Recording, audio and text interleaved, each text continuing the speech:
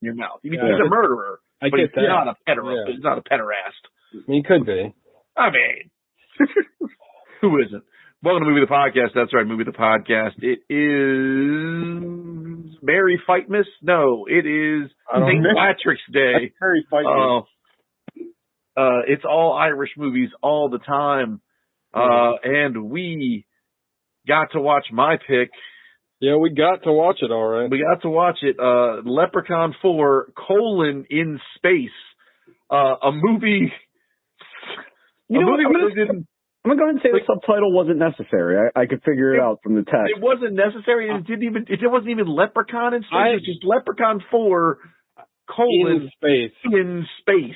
I'm going to go ahead and start off by saying that this seemed like some other script that because like none of this stuff is particularly Leprechaun adjacent. Like how did Leprechaun end up in space in 3? Does anyone know? No, and they don't and he's trying to be like a space king. Like none of become God Emperor of space. He wants to assume the worm skin and rule over the spacing guild. I get it.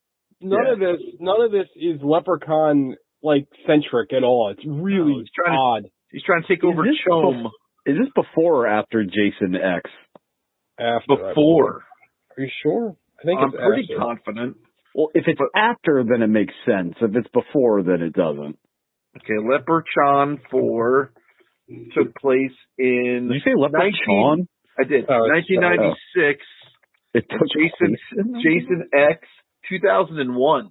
Oh. So maybe Jason X ripped off Leprechaun 4. Yeah.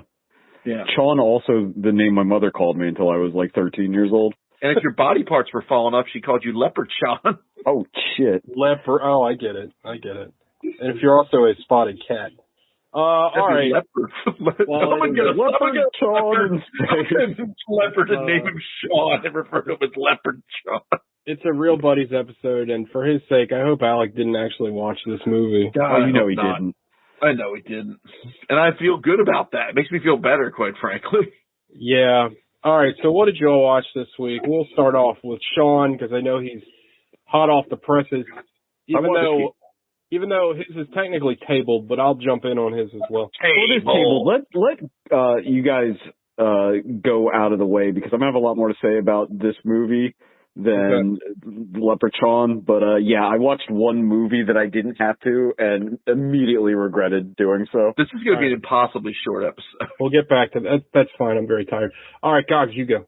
I watched 2 things. They both rule. I watched Goodfellas. That movie still kicks a pile of ass. Lots of it. And I watched Pootie Tang. That movie still kicks a pile of ass. Gotta tell you. Written and directed by Louis C.K. Pootie Tang. Mm-hmm. I feel like it gets slept on. I love one of the opening jokes in that movie where Pootie Tang grew up in a small town just outside of Gary, Indiana. That town, Chicago. Yeah. Kills me every time. There's a lot of great lines in that movie. Chris Rock's hilarious in it. Mario Joyner's really good. Yeah, J.B. Smooth's wonderful in it. Lance Carruthers, it's his only movie, and he does great in it. Just the fact that, why can't I think of her name right now? Wanda Sykes' character's name, Biggie Shorty, is one of the funniest things ever put to film. Biggie Shorty, Dirty D, Bad Biddy. Dirty because he Dirty D, damn it. Oh, and Robert Vaughn. But yeah, that movie rules, and I'm halfway through. By the time so I've been chunking through movies on my exercise bike, and I'm halfway through Juliana Margulies' Ghost Ship. It is not good. The movie that everybody remembers for that one scene. Yeah. We didn't do Ghost Ship. Which one did we do? Ghost of Mars. No, different. We watched. I feel like we came very close to watching Ghost Ship. We brought up that. Yeah, we did another one of those Ghosts. That's it. Yeah, we did. This is another new metal 2001 horror film. We're halfway through and it's bad, but it's got Carl Urban in it, and I'm like, oh, Carl Urban. It's really bad. And Gabriel Byrne. I remember watching it when it came out, and it's really bad. Is the scene you're talking about the opening scene? Of course it is. What else? Everybody gets cut in half. Everybody gets cut in half. Yeah, it's not bad. It's the best part of the movie. It's like it's the most memorable. It's like that. It's the log in Final Destination 2.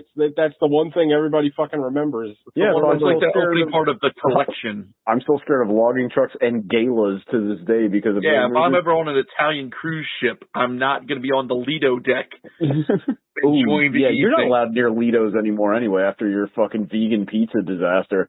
It's true. It was a big botch. But anyway, that's everything I watched. Shout out to Goodfellas with that movie. Rules. Shout out Ray Liotta. Big ups. TJ. I watched 3 things. Oh my god. I watched High Tension. Hell yeah.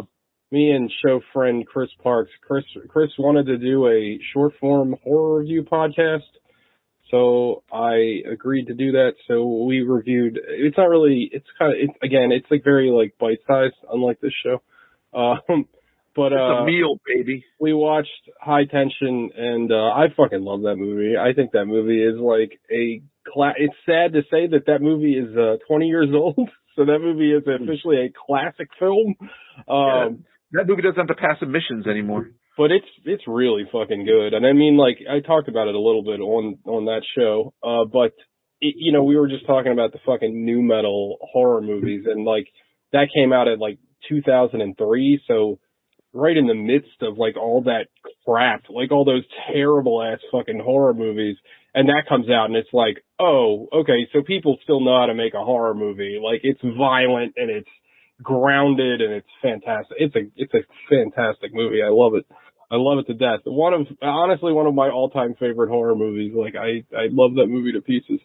I watched an anime an anime film called Sword of the Stranger. Incredible film. Really like it. It got recommended on a bunch of like best of the last like 10-year animated movie lists. I can see why. It's a very simple story about this Ronin that befriends this kid and his dog, and the kid is hiding, but they don't know why. And then you find out that this has to do with if anybody's played Ghost of Tsushima, this is kind of ties into that part of Japanese history with Chinese occupiers, and basically the Chinese, he's not the emperor, but like he's like a lower tier emperor, kind of, I don't know, like whatever the next step down from that is. He believes that if he kills this child, that his blood will grant him immortality. So that's why the kid is being hidden. But then the swordsman has his own past where it's kind of neat. Like you don't notice it right away because he defends the kid, but he never uses a sword. But then the kid points it out. His sword, he keeps it on his hip, but it's like tied into a knot, so he can't pull it out of the sheath. And it's cool. There's some backstory. I don't want to give the whole thing away, but it's very well done. The animation is amazing. Like the fight choreography. I mean, it sounds weird to call it choreography when it's animated, but like the way that they compose the shots of the fighting is like really cool and fast, and like choreography. Someone had to plan it out and direct it. It's really, really well done, and it's we say this all the time, but like the one of the best things you can do as a movie is just tell a really simple story really well. And like the main character is very tropey because he doesn't even have a name. His name is they call him No Name because he's like part of his past is that he has red hair that he dyes black because he's an outsider and he doesn't want to be known as an outsider. Japan famously super racist. Not the best track record with the Chinese either. Oh yeah, not at all. Or Koreans. But see Unit 71. Yeah, or don't. But the kid also is Chinese, so they're both kind of outcasts, and I don't know. It's really, really good. I really liked it, and it's like an hour and 47 minutes long, so it's perfect. Yeah, it's great. I highly recommend it. It's on the Plex. I don't know where else you can watch it outside of my Plex, but I highly recommend it. I really enjoyed it. One of the better like samurai animes I've seen. Also, like nothing like anime-ish. There's nothing There's no rape. Perverse. Fantastical. There's no rape. There's no like. I mean, it's violent, but it's it's violent because guys are getting cut to bits with swords. But It's there's like no that wholesome violence. There's like no like American demons, Pie violence. There's no demons. There's no raping. It's all just. It's pretty good. I really like the movie. So yeah, Sword of the Stranger, highly recommended. Don't know if it's based off a manga or anything, but it was very good. And then the last thing I watched was real quick before we get into this, can we just? The Oscars were yesterday, if anybody cares. Yeah. And this will be pertinent to the movie TJ and I are going to talk about next. I would like Gogs to chime in too, because I don't think he talked about it a whole lot. But like, it's funny to see like this weird A24 victory lap. It's always funny in these moments, like when the MCU got big, right? When like the underground culture becomes like the mainstream culture. Yeah. And see the reactions, because I'm already starting to see the backlash. Like, it's this movie wasn't that good.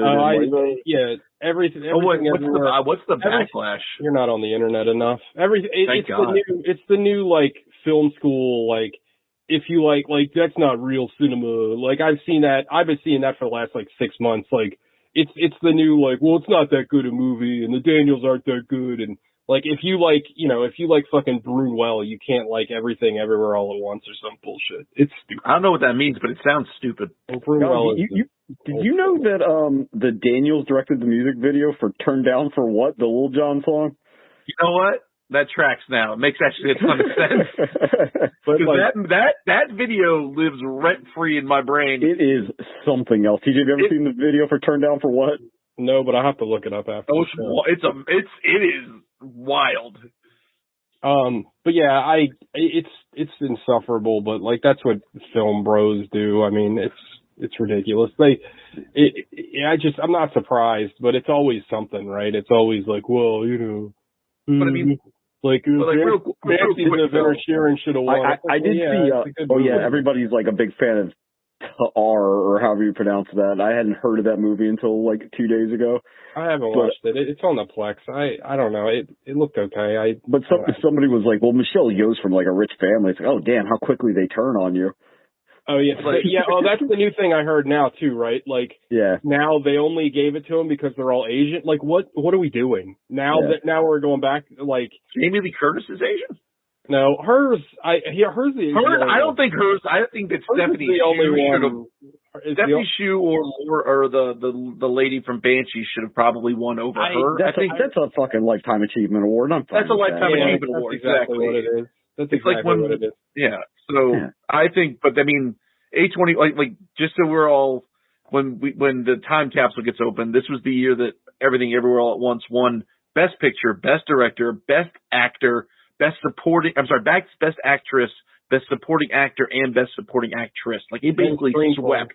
It also won. It got Best Screenplay. I didn't know that. Which I don't agree with. That should have gone to Banshees. Like, well, that's usually the artist award. The throwaway Tarantino, McDonough, Oscar. Like, you can just have Best Original Screenplay. We'll let you keep that one. But The Whale, A24's The Whale got Best Actor. So A24 took all of the top slots. But you know, at least, like, I don't know, man. Like, I really liked I think it's deserved of those awards. But for sure.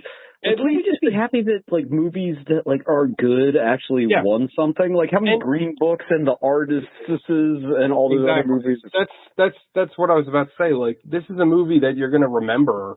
Like, it's like about time they gave it to something that was like interesting and different. Like, I don't know. It's just one of these things where you know how film bros are, and film bros. If you're listening at home and you're not as terminally online as me, film bros does not exclude genders. It's just a certain kind of person. But if it's popular and if it's too popular, then like if it's a movie that everyone can enjoy, then its artistic merit is somehow diminished. And I know that sounds ridiculous, but that's unless it's 40 years old, because like they'll be like, oh yeah, Empire Strikes Back is great, even though that's a very populist film. You know what I mean? Or, it was an incredibly accessible movie. I don't know, Sean. I think up until the 90s, the Star Wars was like underground. Oh yeah, that's right. Yeah, somebody called you a doofus in 7th grade because you talked about C-3PO. Like, yeah. Anyway, deep cuts. Yeah, that was still one of the funniest takes I've ever heard in my life. Like Star Wars. I'm gonna crash my car. Anyway, can we talk about Darren Aronofsky's worst movie? Oh wow, it's not his worst movie. Oh, it is. I disagree with that. I don't disagree at all because. Well, go ahead. You don't disagree. You said it. Why would you disagree with your own point? Well, I mean, that'd be a hot take. There's no way this is worse than Noah. Give me a break. That can't. Yeah, come on, dude. That's like inverted recency. I'm going to tell you why it's worse than Noah and Mother. At least Mother exclamation point, lowercase m, other exclamation point, is because this should be a very easy movie to make because it's got 4 people in it. There are no visual effects. There's nothing going on, and he still butt fucks it entirely in ways that are like wholly unique to him. I fucking hated this movie. I didn't like it either. Brendan Fraser, like, God bless him, is doing what he can. I texted TJ and I was like, I wonder if this dude was a Jehovah's Witness. Cause like there's a scene where, and we're going to be all over the place, or I will be, where it's like, yeah, I read the Bible. It's very depressing. And then 144,000 of us go to heaven. Everybody else goes to hell. It's like, wait a minute. Nobody actually says that except for Jehovah's Witnesses. Literally no Christian denomination ever fucking brings that shit up. I've only heard it because of Jehovah's Witnesses. Right. Yeah. So I looked it up, and that's what it is. And that explains his weird edgelord takes on everything. I don't understand, like, Darren Aronofsky, like, well, first of all, the movie is just kind of the boring parts of The Wrestler. Yeah, it's like we said it last week when Gogs mentioned it. It sounded like a more boring version of The Wrestler, and I think that's what it is. I have a lot of issues with the movie. One, I think it doesn't earn its emotional core that it's trying to get to. It reads as prestige drama, like right off the break, and it already puts me like on the defensive when shit happens like that. Yeah. Well, I was gonna say, like, there's 2 types of people in this movie, and to wit, like a lot of Darren Aronofsky movies. There are people that are comically cruel and cowards. Like, this whole emotional core you're supposed to get with Brendan Fraser, it's trading, I think, I don't know intentionally or not, on the fact that we all have decided as a society we love Brendan Fraser and we want to see him do well. But the character in the movie is just a coward. Like, he's not nice, he's just weak.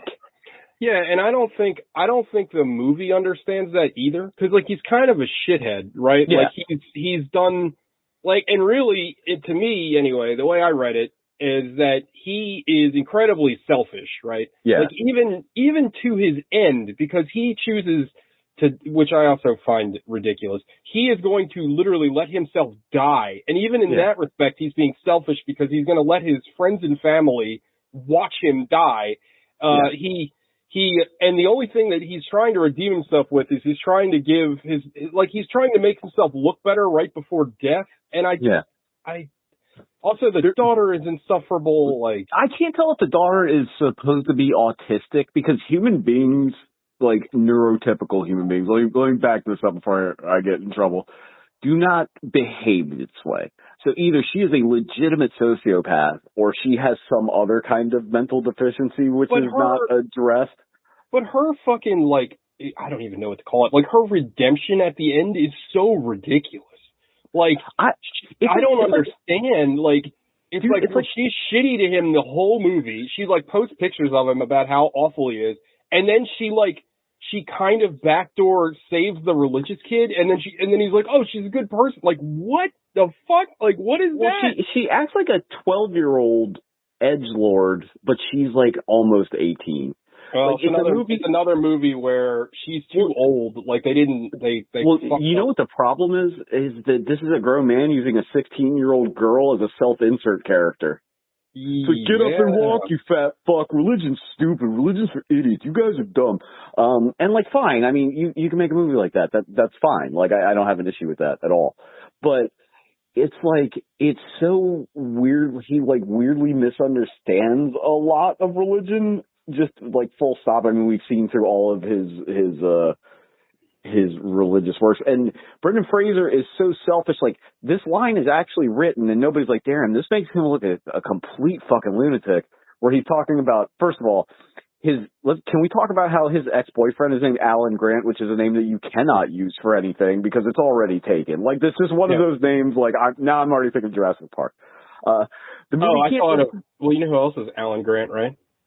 The comic book writer. The Golden Age, and also the name of the Golden Age Green Lantern. Yeah. No, Alan Scott. Alan Scott, I got it wrong. Yeah. Alan Grant he wrote Batman. That's right. Yeah. That's fine. That's his actual name. Like, the movie can't decide if Alan possibly had AIDS or / starved himself to death, but also killed himself. Because, like, there's a lot of lip service to that, like, how quickly his health was declining. Yeah. Like, and I wasn't sure I understood exactly what was going on. But anyway. I was confused as well because after the sister has her little monologue, it's like, well, the church killed him. And I was like, well, wait, what? Because I don't know. I kind of lost the thread on that one, to be honest. Well, Brendan Fraser says, you don't need God, you have me, like, which is an insane thing to say to anybody, like, especially somebody that's, like, struggling with their very, like, deeply held devout choices.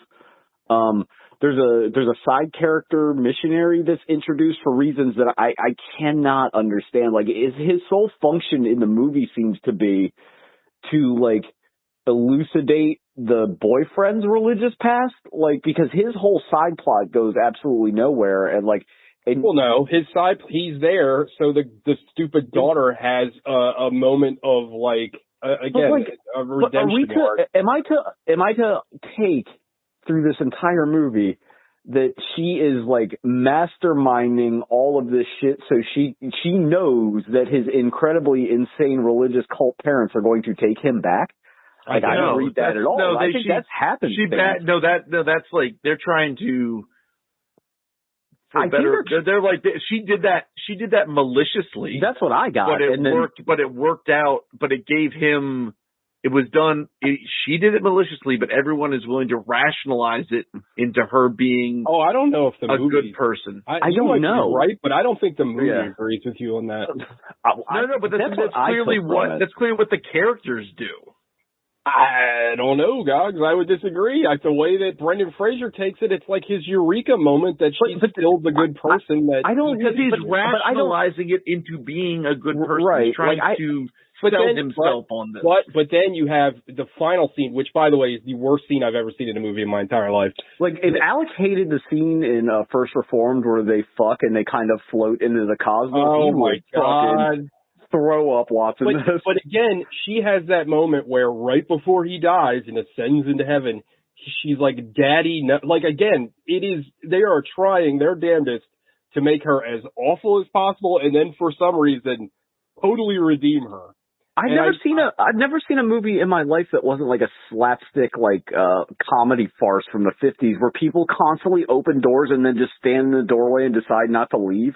Like, this happens like 11 times in the movie. It is incredibly distracting. I just have a really hard time with, like, so I can't remember the actress's name, but she was up for Best Supporting as well. She was in The Menu. She's been in a bunch of stuff. She's great. But she is Charlie's only friend. And, like, she's going to let him die as well. I don't believe that. Like, I don't buy that. I'm sorry. She is also needlessly cruel to him for reasons like, it's like, am I just supposed to take that she's frustrated with him but like the acting in this movie, besides Brendan Fraser, who is doing a great job of wheezing and coughing, is not good. Like, I think, the dialogue's really bad. Like, I don't know, man. Like, I just find, you're amazing. And it's like, bro, you don't know this person, like, at all. Like, but I don't know if Darren Aronofsky understands that. Like, right. I don't, from the rest of the movie, like, if a regular human being that you respected as a writer made this movie, be like, okay, I can understand he's rationalizing all this stuff because he's putting a positive spin on it because whatever, it makes him feel better. But the narrative of the movie itself doesn't show you that. So it's like, it's at cross purposes a lot. That's exactly. I agree 100%. That was my big problem, where it's like, I feel like if somebody, because Aronofsky didn't write this, he co-wrote it, I think. But like, I think whoever wrote this, like, has a totally different intention with this character. Like, I feel like what what's written on the page and what the screen is telling you are two different things. Like, the movie that, like, I don't know if it would make it any better. I think it would still be bad. Like, Charlie is not good. Like, Charlie is a terrible person who is... I don't think the movie's trying to hide that, though. Oh, but I disagree. He ascends to fucking heaven at the end of the fucking movie. Well, yeah, and the thing is, like, I would agree that, like, maybe on the page, Gogs, like, it's, that he's a bad person, but the performance doesn't show that. And, like, the whole movie is built around this emotional core of him, like, oh, you're such a positive person. You're so good. And because everybody is pitched so, like, awful. Like, everyone in this movie is, like, degrees worse than he is. Like, there's a chance for one really great scene in this movie, right? It's where the wife comes in and she's done screaming for 20 minutes about how fat and gay he is. And she kind of sits down next to him and kind of lays on him. And he's telling her the story, or he's recounting the story about how they went on vacation one time. And she's doing I assume this actress has an accent in real life that's not American because her diction is very strange. But, like, she's doing a great job, like, a facial performance where it's like you see her kind of, she's like, you can tell this woman hasn't had any kind of contact with anybody but this daughter forever. So she's just kind of melting into him. And he's just like, I'm dying, Mary. And, like, a better movie, you just see her face kind of, like, contort like she's going to cry, and then the scene goes out. But Aronofsky, like, they pull back to have her immediately shoot back up and start screaming at him again, and then they're just screaming at each other. It's like, we get it. They don't get along. She's mad that he's gay or whatever. Like, it's like, it's so, like, ham-fisted. Like, okay, a perfect example of this movie, right? So the narrative of the movie is that he's getting, like, 50 pizzas delivered to him every single day by the same guy. And, like, throughout the movie, the guy starts like, hey, I'm Dan. Are you okay? Blah, blah, blah, blah. It gets to, like, the denouement of the pizza delivery. And Dan hangs out until he opens the door and he sees this big fat guy and he gets disgusted. It's like, bro, you've been bringing $100 worth of pizza to this house where you can hear this guy wheezing and coughing to the point where you need to strike up a friendship with him, and you were surprised and disgusted that he's a big fat guy? That was that really was a weird scene. Like, honestly, again, and this speaks to, like, there needed to be, like, a human to edit the script. Because, like, that would be a good scene where the pizza delivery guy is, like, empathetic. Be like, hey, man, you okay? You need anything? Like, you know, instead he just sees him, he's like, hey, what's the Simpsons thing? It's like, he's hideous! Yeah. Like, or, like, even if you want to keep that scene without changing it too much, he just kind of looks sad. Like, oh, man, you know, but he looks, like, disgusted. And this maybe isn't the movie's fault, and maybe this is just because I'm a fucking 11-year-old. Like, every time he does something fat, like, it's funny. Like, I could not stop thinking of the King Size Homer episode through the entire... He's always doing some kind of fat pratfall and knocking shit over and, like... He washes himself with a rag on a stick. He does wash himself with a rag on a stick. And he's got, like, the grabber thing like Homer had, too. Because Darren Aronofsky thinks that, like, eating disorders, which he may or may not have, are, like, drug problems. So he goes on his big food bender and eats in a way that human beings have never eaten in their life. Like, yeah, he's just out there, instead of doing fucking coke, because that's how he talks. And fucking coke and stuff, he's doing, like, fat shit, like how fat people would do. A hilarious voice to match with his face. It does not. You would think he would sound like the dude in the overalls in Ghost Story. Yeah, or like Adam Friedland, like, but right, no, but he sounds like a fucking side character from the Abel Ferrara movie. Yeah, here's your motivation, Brendan, is that, like, you're fucking fat, and you're gay, and you're real fat and sad, so why don't you put that fucking sandwich up in the jelly thing? Like, it's fucking absurd. Like, but it doesn't reach that kind of, like, Gaspar Noé level of absurdity where it's, like, uncomfortably, like, you don't feel like, it feels like it came from another place. This is just like, I don't know how movies work. It's kind of interesting, right? Like, that you bring up Noé, however you say his name. Because a couple of weeks ago and last week, I brought up Vortex. And these two movies are very similar because they're about people dying in their apartments, basically. And watch Vortex. That is a emotional roller coaster, and it's like, it feels like they're actual people in the movie. Like, I don't know. It's an interesting comparison to watch the two. I mean, ultimately they don't have the same message, but it's very similar in tone. And as far as, like, having basically one location, and it's about, like, two people's slow decline. It's kind of interesting. I think we've all brought up on the show at one point or another.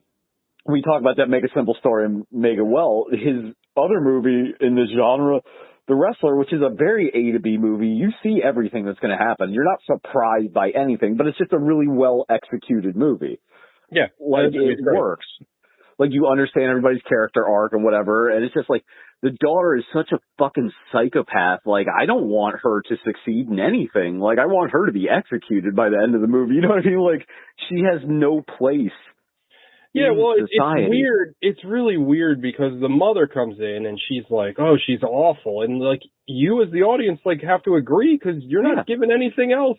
And Brendan Fraser is just, you know, he's like, well, she's great. Well, how would he know? He hasn't been around her since she was 8 years old. Human beings are amazing. But this goes back to, like, I agree with Goggs where he is rationalizing. I don't disagree. Goggs, I want to make it clear. I completely agree with you. The problem is, I don't think the movie agrees with you. I don't think the movie, that was my biggest problem. I felt like what I was seeing and what the movie was telling me were at odds with each other. But yeah, I didn't care for it either. It's just so fucking cringe. Like, oh, if you don't stay here and smoke this with me, I'll call the cops and tell me you tried to rape me. It's like, oh my God, like, bro, just leave. Like, you're already in enough trouble. Like, it's like, it's so fucking... Yeah, and when I walked through the snow and my truck was broken, well, I offered to fix your truck. That's not the point. I don't know what the point is, so I'm going to storm out right now. Like, what? Like, what are we even talking about?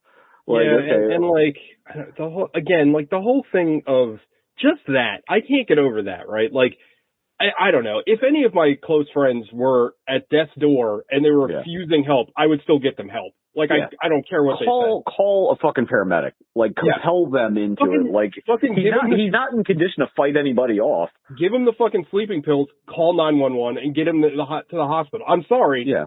I find that completely unbelievable. She's a fucking nurse, dog. Right. And she's feeding him meatball subs 24/7. Well, now, like, again, she's not only resigned to the fact that he's going to die, but she's going to just speed it up. Like, it's weird. Well, and I don't know, maybe this is in the script and like it just doesn't hit it right because there's that like I was trying to get him to eat. Like, is she by proxy trying to feed her brother by continuously feeding him? That's something that a smart person would do. I don't know. That's why that line's in the movie. I didn't even pick up on that. Like, this movie's really fucking bad. Like, I get why people like it because it's in a weird aspect ratio and it's a prestige drama and we all love Brendan Fraser, but like, I mean, like, I love Doom Patrol, you know what I'm saying? Like, it doesn't mean that this movie's good. I just, like, Darren Aronofsky, like, whatever he had at one point is long gone and like, I don't know how anybody watches these movies and goes, yeah, unless it's like, I just feel sad. It was like watching a dramatic retelling of all those freak shows that are on TLC, like the 2,000-pound sisters and all this other shit. Like, he's just like smearing pizza all on his neck and jacking it to fucking porno when somebody walks in, and like, it's like, even the kid, you know, it's fucking baffling. Like they play the kid up to be like, okay, well, I want to help somebody. I finally want to help somebody. And then at the end, he has this heel turn about yelling at him about being gay. Like, it's like, where the fuck did that even come from? What was that? Yeah, I don't know. Anyway. Like, okay, yeah. But anyway, would not recommend. I thought The Whale was fucking atrocious. Like, I think it's really, really, really bad.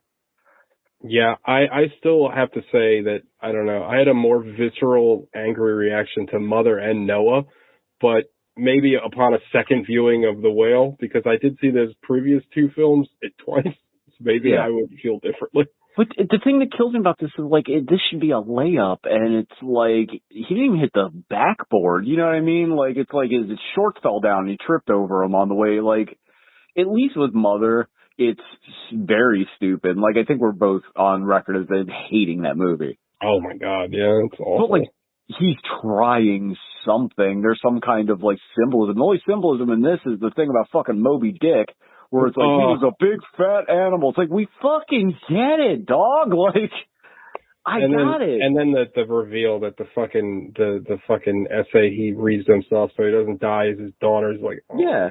Yeah, it's like Finding Forrester. Like, also, what 8-year-old reads Moby Dick? Is that something 8-year-olds do? That was like 900 pages long. It's like, this is the best. All this shows me is Brendan Fraser's like a bad teacher. Well, she didn't write it when she was 8. She wrote in 8th grade. She wrote in 8th grade. Yeah, the mom sent it to her. Sorry. I missed that. I was. You left us for a boy. I know. I'm sorry. I'm sorry. I'm sorry. Have another sandwich, you fat pig. Why'd you choke on your sandwich, you fat pig? You're so fat. This movie, fucking, I could go on for days. It's like, hey, you want to watch more? Well, actually, I just remembered just now that I have to be at work in 10 minutes. Like, what the fuck are we even talking about? What is this? Oh my god, his laptop's from like 1976. Like, fuck these essays and fuck this and fuck that. Just write me something honest. It's like, my mom wants me to be a radiologist. I don't even know what that is. You don't? Like, you're a fucking adult, lady. Like, you don't know what a radiologist does? And you're in college? Like, you should be killed. Like, holy shit. Like, you don't even deserve to go to the University of Phoenix, Bridgington Online, or whatever the fuck. So bad. All right. Well, that's our review of The Whale. See you next week, folks. No, we got to talk about another cinematic masterpiece. Leprechaun 4 in space. In space. This movie did not need to be in space. It didn't need to be made, period. No. But it looks like it was released directly to those kids clips. Those fucking tape things that held like 30 seconds of video on them. Like, this movie, it looked like, what was what was the Canadian one? The Ministry of Vengeance or whatever? Ministry, yeah. XX07 Revenge Society. Well, no, we always mash those two together. XX07 is the one about, is the adapted from the manga about the secret agent lesbian robot vampires. Right. The other one, I still don't really know what it was about, but it was very Canadian, and they had a castle in the sky. Yep.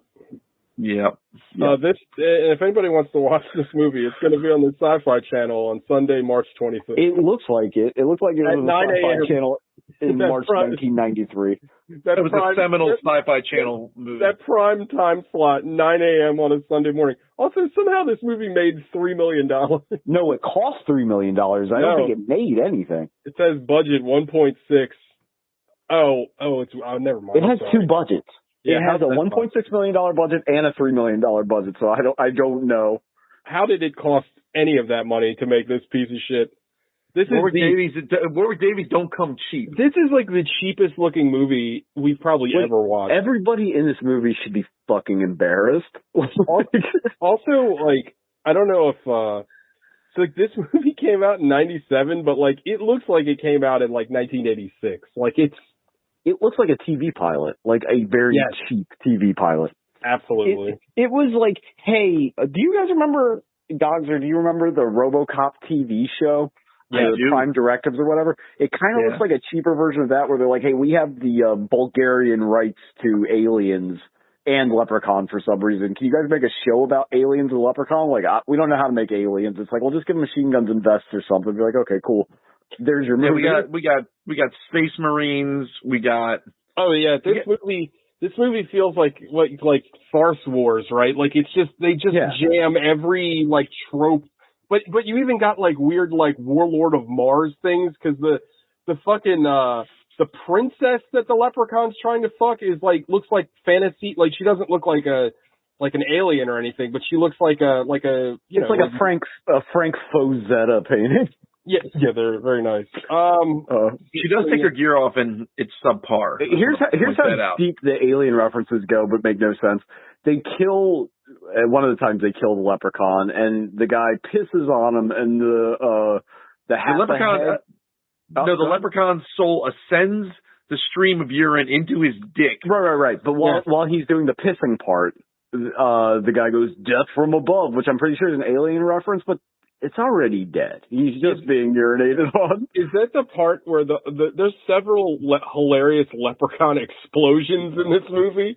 And I think it's the one where the one Space Marine chick like blows them apart, but like the dummy that they blow up is fucking hilarious.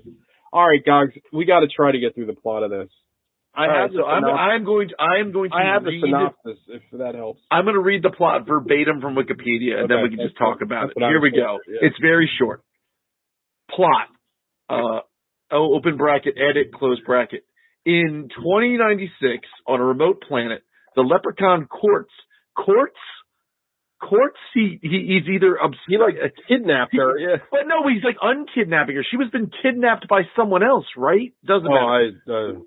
Can you unkidnap somebody, or is that just a saving them, kidnapping? Right? You rescue them, right? So to kidnap them again. She was chained to an altar. But wouldn't a rescue imply that she was being returned to her nominal state and not further being absconded? She's being unkidnapped from the previous kidnapper. Fair. You can rescue someone right into a secondary kidnapping. Wouldn't that just be kidnapping? No. It evolves into kidnapping, but the first bit's definitely a rescue. Is it one of those things where, draw you a chart. Where just for the moment that she's unbound prior for the to half the a second that she's no longer in the for the half a second she's no longer in the possession of the previous kidnapper, she has been rescued. Gotcha. And then once the intentions of the secondary kidnapping have occurred, she's yet again kidnapped, but still rescued from the previous kidnapping.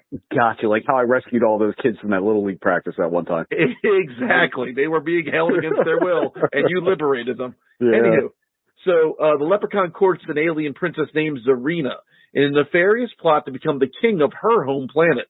The two agree to marry, with each partner secretly planning to kill the other after the wedding night in order to enjoy the marriage benefits.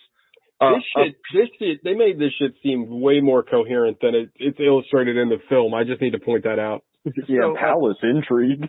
So they use the term a peerage for the leprechaun, and peerage means a legal system historically compromising of hereditary titles in like a number of duke or something, right? Yeah, so he'll become like the Prince of Gloucester. And then the leprechaun, and then the girl wants the leprechaun's gold, and they want to just get loose with it. A platoon of space marines arrive on the planet and kill the leprechaun. Presumably, this is me going off script. Presumably, here it is. Because the leprechaun is interfering with mining operations. I don't even remember that plot at all. Nope. I know they were there to hunt down an evil, quote unquote, Lucky is a space marine, and he tries to steal gold, but gets killed by the leprechaun's lightsaber. I do recall this. How could you? A grenade explodes and kills the leprechaun.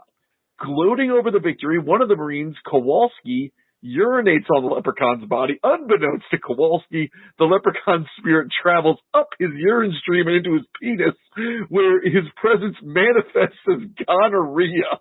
Does it literally say up his penis in the description? Up and into his penis. Up the urine stream and into his penis. The Marines return to their ship with the injured Zarina, whom they plan to return to her homeworld to establish a positive diplomatic relationship. The ship's commander, the cyborg Dr. Mittenhand. Why is his name Mittenhand? Also, he looks like they got like a Dalek suit from Doctor Who on discount and just kind of stuck this guy on the top of it. Like, it looks like a Wolfenstein boss.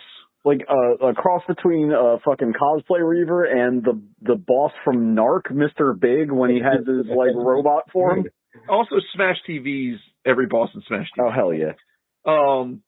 So the cyborg Dr. Mittenhand explains his plan to use Zarina's regenerative DNA. I don't recall that plot. Full disclosure, I was completely annihilated when I watched this film. Full disclosure, I fell asleep for 10 minutes and did not go back. I also fell asleep for multiple times in the movie and refused to rewind it or go back. Anyway, so he wants to use her regenerative DNA to recreate his own body, which was mutilated in a failed experiment. Elsewheres on the ship, the leprechaun violently emerges from Kowalski's penis after he is aroused during a sexual act.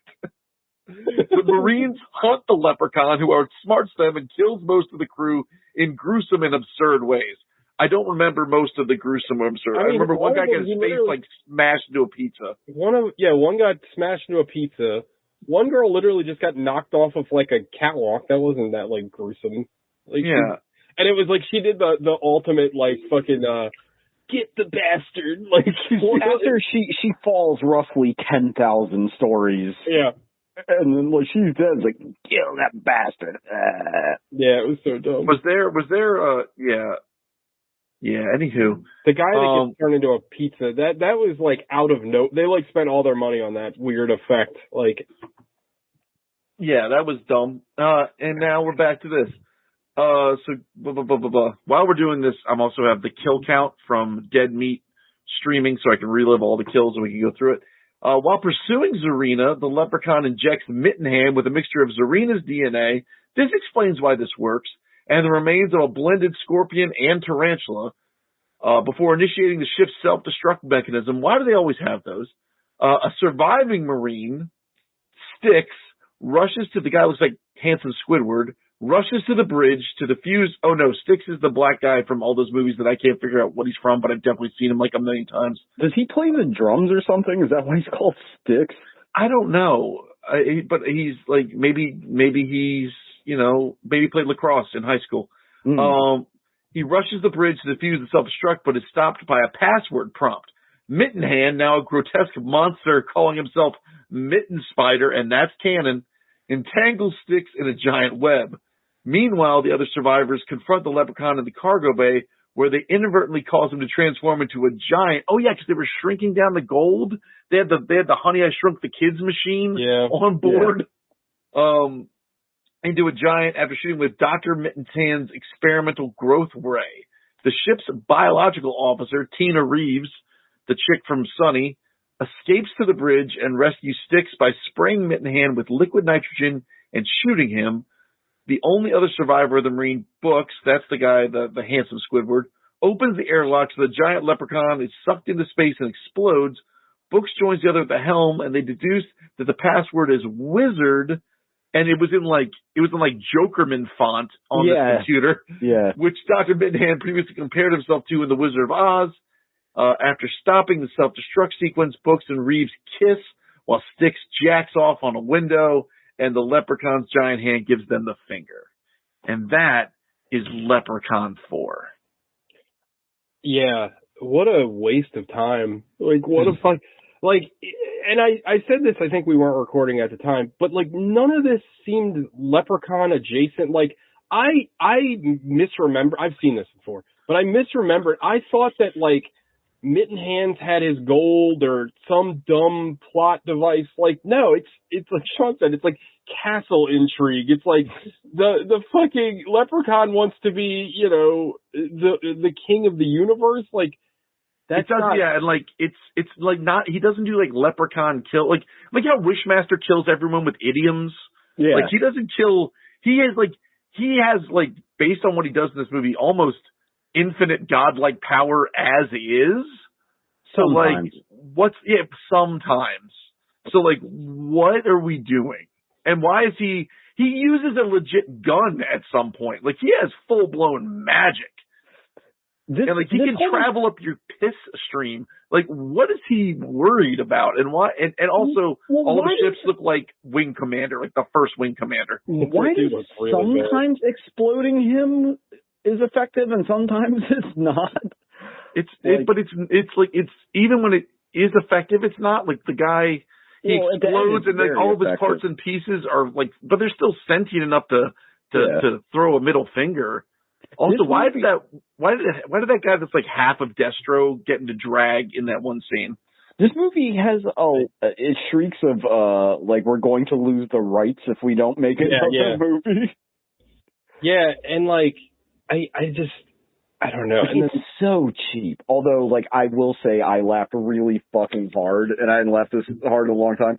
There's a scene where the Princess of Space is just laid out on her altar, and their fucking space Nazi puppet is just wheeling past her in the background, and it's like the funniest fucking visual. Like I was in tears. I was laughing so hard.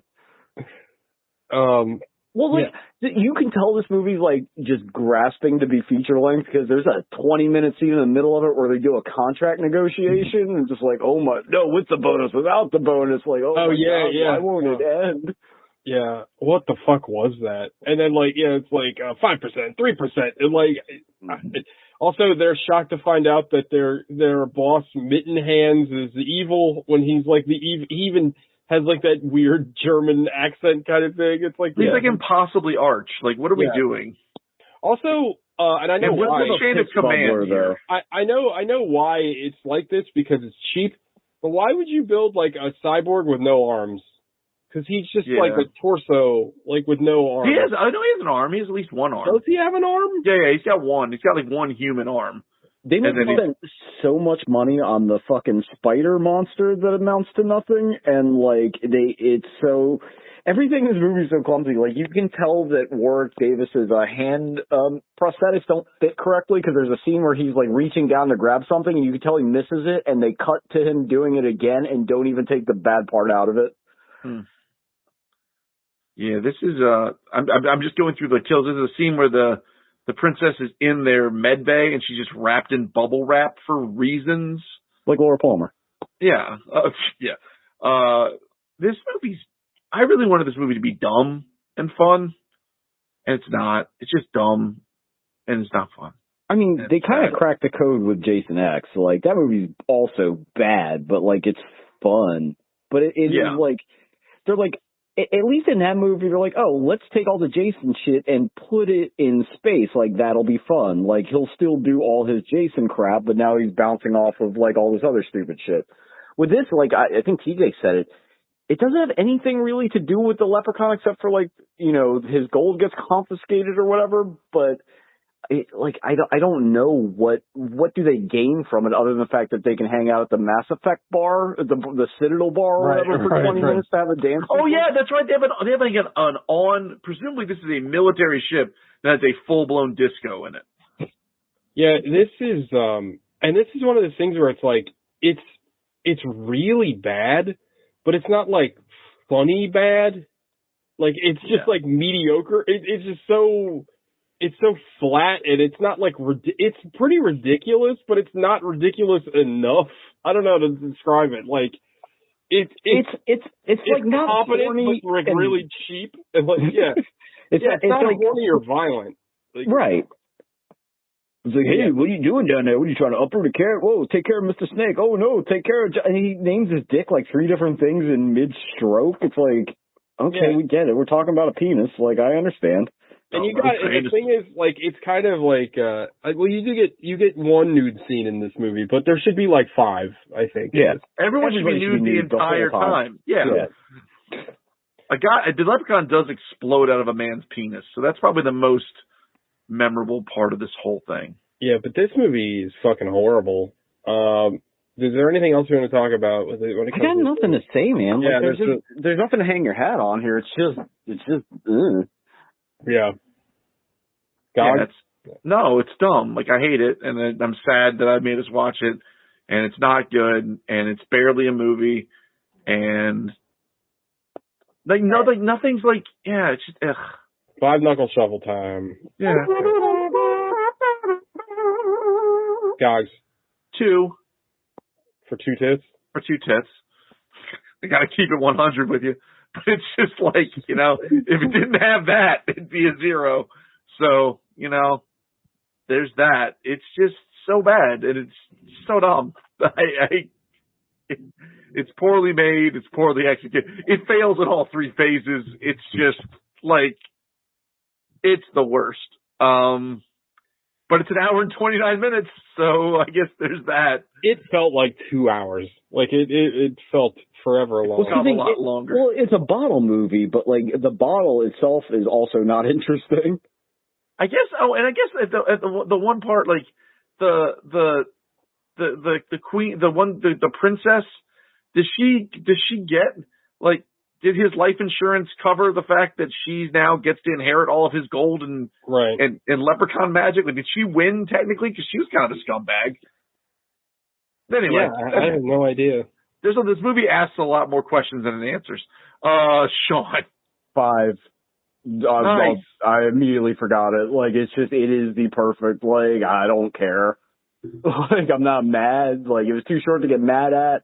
Like, it's not funny. It's not interesting. It's not, like, Too crazy for Boys Town. Not okay, yeah, crazy too much enough for Boys for Crazy Town. Like it's not comedically inept. There's not like fucking boom mics in there. Like it has that TV lighting where it just flattens everything out. Like it's like you can't even tell what plane people are standing on because it's just like there's no definition to it. If that makes any sense.